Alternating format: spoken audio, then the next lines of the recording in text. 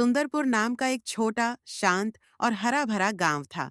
वहां की सुबहें पक्षियों की चहचहाहट और खेतों की महक से भरी रहती थीं। उसी गांव में राम प्रसाद नाम का एक ईमानदार और मेहनती आदमी रहता था।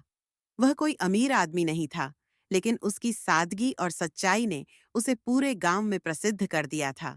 लोग उसे प्यार से ईमानदार समोसे वाला कहते थे। राम प्रसाद का ठेला गांव के चौपाल के पास एक बड़े पीपल के पेड़ के नीचे लगता था। वह हर सुबह अपने ठेले को साफ सुथरा करता, बाजार से ताजी सब्जियां और मसाले लाता और फिर अपने दादा की दी हुई खास रेसिपी से समोसे बनाता। राम प्रसाद के समोसे खाने का मजा ही अलग था। खस्ता परत, चटपटी भराई और उसके साथ दी जाने वाली अनोखी हरी चटनी। लेकिन राम प्रसाद की असली पहचान उसके समोसे नहीं, बल्कि उसकी ईमानदारी और उदारता थी। अगर किसी के पास पैसे नहीं होते, तो वह उन्हें कहता, कोई बात नहीं, जब पैसे हों तब दे देना। भूख को पैसे का इंतजार नहीं करना चाहिए। इस भरोसे और प्यार ने उसे गांव वालों का प्रिय बना दिया। लोग अक्सर कहते, राम प्रसाद जैसे लोग इस दुनिया में कम ही होते हैं। एक दिन गांव में एक अमीर व्यापारी आया। उसका नाम बंसीलाल था। बंसीलाल को गांव की शांति बहुत पसंद आई, लेकिन उसने सुना कि यहाँ के ईमानदार समोसे वाला के समोसे बहुत मशहूर हैं। वह ठेले पर गया और राम प्रसाद से कहा, मुझे तुम्हारे मशहूर समोसे खाने हैं। सुना है इनका कोई मुकाबला नहीं। राम प्रसाद मुस्कुराया और आदर से समोसे परोस दिए। बंसीलाल ने समोसे खाए और कुछ देर सोचता रहा। उसने बिना पैसे दिए ठेला छोड़ दिया। राम प्रसाद ने उसे रोका नहीं। वह जानता था कि हर इंसान की अपनी मजबूरी होती है।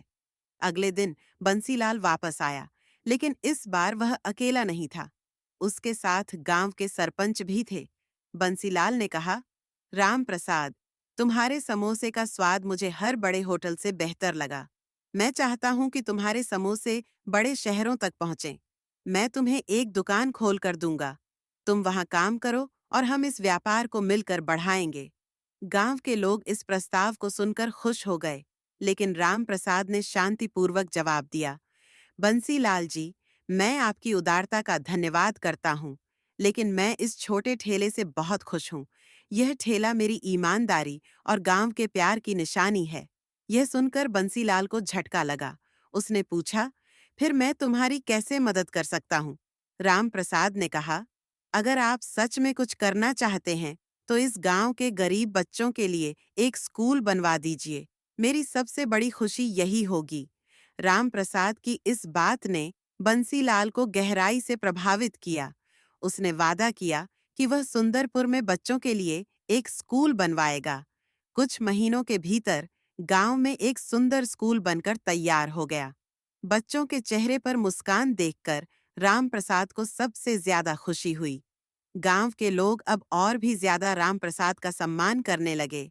उसके ठेले पर आने वाले लोगों की संख्या बढ़ गई, लेकिन राम प्रसाद वहीं रहा, सादगी और ईमानदारी से भरा।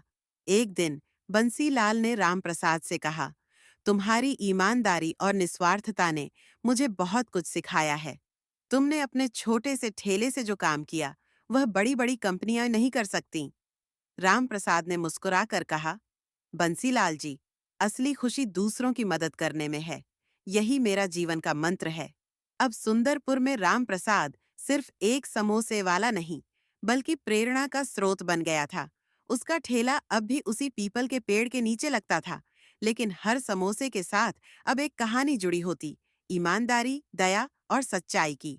कहानी हमें सिखाती है कि सच्चाई और उदारता से न केवल अपना जीवन, बल्कि दूसरों का भी जीवन बेहतर बनाया जा सकता है।